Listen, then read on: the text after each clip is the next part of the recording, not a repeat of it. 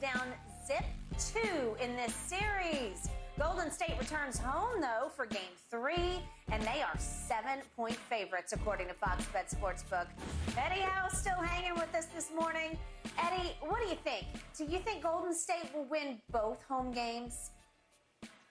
My heart, right? My heart and what I've seen from the Golden State Warriors tells me that they'll come back because they have the heart of a champion. But I started diving into some numbers, and these numbers are telling me otherwise. Okay, offensive rebounds in 2 games. The Sacramento Kings are plus 11. Second chance points, they're plus 14. Points in the paint, plus 30. Fast break points, plus 8. The Warriors have 37 turnovers that's led to 41 Sacramento King points. Now, those numbers, to me, tell me that there's one team playing with more force, that's playing harder. And when you watch the games, you see at times is the Warriors can seem a little too cool out on the court while the Kings are playing at 100 miles per hour. Now, does that have everything to do with the rotation? I think there's a rotation issue problem with Andrew Wiggins coming back. Jordan Poole's not having the rhythm that he had. So to me, when I look at these numbers and I start really replaying the games in my head, the Warriors probably split. I don't think they win 2 games. I think the Kings are going to go into San Francisco and get one of those games and pretty much lock up this series and go up 3-1 and have a great chance to close it out on their home court. Well, to your point, the Kings do something that most teams fail to do to the Warriors, is that punish them. They're a small team. They ain't really got no big balloon. Mm-hmm. And he's not agile. I mean, he tries to protect the paint and stuff, but he's not a dominant rebounder, and teams need to punish him. And you mentioned fast break points. They can't fast break because they can't rebound the ball. Mm-hmm. So Bonus is eating them up on the glass. Yeah. So when you can't rebound the ball, you can't run with it. And you're right. They 28 in fouls committed. Only the Timberwolves and the Detroit Pistons commit more fouls. That's why Sacramento marched to the free throw line and swish them. And guess what? 20 turnovers. You committing all these fouls, you turning the ball over, you can't rebound the ball, and you wonder why you find yourself down 0-2. Ta-da. And the problem is that Steph, they can't, if there's a lead, they can't, because what they could do before when they were really, really good, Eddie, is that whatever lead a team had when Steph went to the bench, his bench could cut into it. And if they had the lead, they would expand on the lead, the Warriors bench would. Now, as you mentioned, Wiggs is back. He needs to be in the starting lineup because you got to have somebody to put on Fox. Now, you take Jordan Poole out of his rhythm where he was normally getting 30 minutes a night. What did he get last night? Jordan Poole got 15 minutes, 16 minutes. Yep. So he's about 13 to 15 minutes under what he would normally get. Yep. They got their work cut out for him. Eddie, the thing, I picked Golden State to win this series for the simple fact, I know what Sacramento was in the regular season. The most clutch team in the fourth quarter in the NBA. They had the best clutch player in De'Aaron Fox, scored the most points in the fourth quarter, and he was the clutchest. But does that translate to the postseason? They haven't been there. They are in season. Golden State's been there. They're seasoned, been there, done that. Coach, all this. They're better than advertised.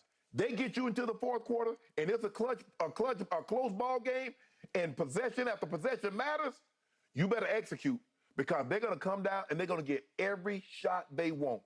De'Aaron Fox is going to get to that. He's going to either get to that little 10, 15-foot area and shoot that step back, or he's going to drop it off to Sabonis. They're going to swing the ball. They get every shot they want. Come clutch possession. Golden State got their work cut out for them. You say they got the heart of a champion? Well, I'm going to need to see it over these next 2 games, or they're going home. So, Eddie, it wasn't 11 months ago that this same Golden State team went into your building up in Boston and beat you in Game 4 in the finals and beat you in Game 6 in the finals to end the finals in Boston. They're not the same for all the reasons you just detailed. The numbers keep saying no, no, no, no, no about Golden State, and everybody's holding out hope. Well, maybe they flipped the switch in the postseason. They couldn't flip it. There wasn't a switch to flip. Exactly. They're not Golden State anymore. They turn it over too many times, and they are still incredibly reliant on Steph to save the day in the fourth quarter by making bomb threes. Last night, he shoots 5 threes in the fourth quarter, and 2 of them were air balls. And I'm not condemning him for the air balls because he was heavily, heavily guarded. Right. Sometimes it was De'Aaron Fox, sometimes it was Monk, and a whole lot of Damian Mitchell, who got up into him. What did I call him? Davion. Yeah. He just got up into him, and he plays football, basketball to me because he is such a physical defender. They turned the fourth quarter into a football game. It was fast and furious. And as Steve Kerr admitted after the game, they were the aggressor. They got to the free throw line. They're now plus 16 in free throw attempts in 2 games because they attack more than Golden State attacks the basket. So I did pick Sacramento, and I'm now validated because I got to see what I thought I would see, to Shannon's point. And now I believe they will go win game 4, not game 3, but we'll see Heart of Champion in game 3. But that will be all she wrote for Golden State because they're going to go back to Sacramento down 3-1. So they're going to light the beam in game 5 and end it, huh? It's got potential. Yeah. And Skip, to your point about last year's team to this year's team, the Warriors, you know what? In the third quarter, that was their quarter. That's when they usually caught teams slipping. Yep. They've got outscored by 9 points in these 2 games. They got outscored game 1, 7 points, and then they got outscored in the third quarter by 2 points. To me, that was their calling card last year. You come out kind of coasting through at the beginning of the third quarter. They're coming out playing full steam ahead, and before you know it, they didn't hit 3-4 threes, and now you're 6-point lead and changed all the way around to now they're up.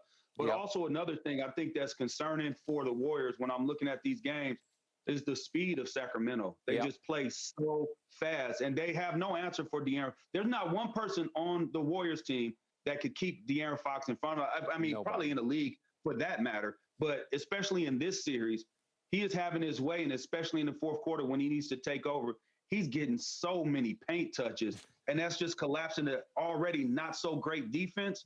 And then guys are just able to spray the ball around and get open shots, and they're knocking them down, and they're playing with confidence. You got to give Mike Brown a ton of credit for giving these guys nothing but confidence. So go ahead. I was going to say, but the difference is, as Skip said, that this team just beat the Boston Celtics in just 14 months ago. The difference is, in clutch situations, the Celtics turned the ball over. In clutch situations here, De'Aaron Fox is putting the ball in the hoop. Malik Monk is putting the ball in the hoop. You see, he got 26 points in the 2 fourth quarters. Malik Monk didn't have a great fourth quarter last night. Harrison Barnes picked up the slack last night to go along with De'Aaron Fox. That was the difference because Boston was right there in every game late in the ball game, Eddie. But too many turnovers, too many empty possessions. Sacramento make you pay. It was the turnover, and it was offensive rebounds, right? Right now, the Warriors are not getting any offensive rebounds. They're not getting second chance opportunities. Usually that's where they thrive. They get that rebound. Steph is relocated. Clay is relocated. While you're looking for to get the rebound, you turn around. Now you're chasing him down. Late contest, no contest on those guys who shoot great like that. They're not manufacturing extra opportunities. They're actually giving the other team more opportunities and more chances than not. Sacramento, 25-16 on the road, best in the West. Good luck and good night. Who's the best in the Golden East? State. Who's the best in the East? I don't know. Must be the Sixers. Milwaukee. Milwaukee, fear the deer. Fear the deer. Jimmy Butler doesn't fear him. He will. We're going to talk about that next, guys. The Kings have owned the Warriors so far in those closing minutes of game 1 and 2. Eddie, we appreciate your input. Thanks so much for joining us. Have a great rest of your week. Thanks for having me. You guys take care. You too, bro. All right, they brought up the Milwaukee Bucks. Indeed. Let's talk about Jimmy Butler. You think he's going to regret poking fun at the Fear the Deer crowd? Skip and Shannon jump in on the other side of this break.